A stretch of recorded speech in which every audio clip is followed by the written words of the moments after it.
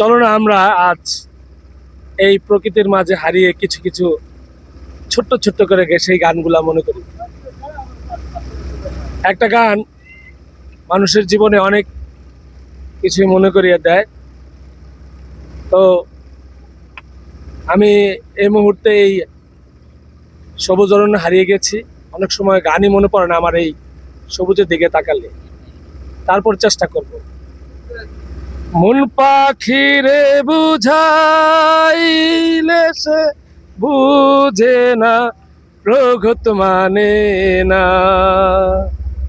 মন পাখিরে বুঝাইলে সে বুঝে না, মন পাখিরে বুঝাইলে সে বুঝে না, প্রগত মানে না। মন পাখিরে বুঝাইলে সে বুঝে না। মন পাখি তো কাল ভোমরা, ঘুরিয়া বেড়ায় সে ফুলের মধু খায়। মন পাখি তো কাল ভোমরা, বেড়ায় সে ফুলের মধু খায়।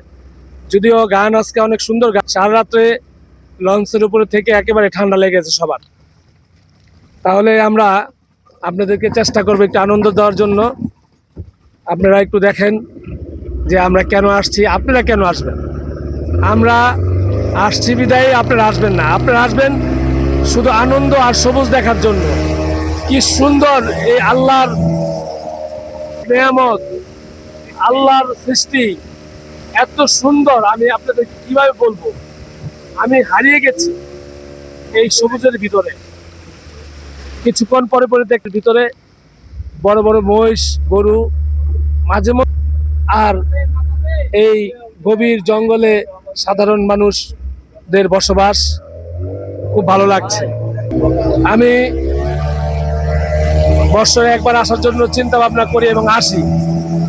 আপনারা আমাদের জন্য দোয়া করবেন, যতদিন বেঁচে থাকি আমরা যাতে একসাথে বন্ধুদের নিয়ে, ভাইদের নিয়ে এই ধরনের সবুজ অরণ্য এসে দেখতে পারি, ঘুরতে পারি। আমরা এখন এই চরপুকুরির জঙ্গলের ভিতরে আছি। হয়তো যদি বড় ধরনের কোনো হরিণ কিংবা বাঘ টাঘ চোখে পড়ে সরাসরি দেখানোর জন্য চেষ্টা করব। যেহেতু স্পিড বোর্ডে অনেক সময় ধরা যায় না, তারপর চেষ্টা করবে। নিরাপত্তা অনেক কিছু দেওয়া আছে, মাঝে মধ্যে কোস্টগার্ডরা আছে, ছোট ছোট লাইট হাউস আছে। আর এত সুন্দর পানি বলার মতো না।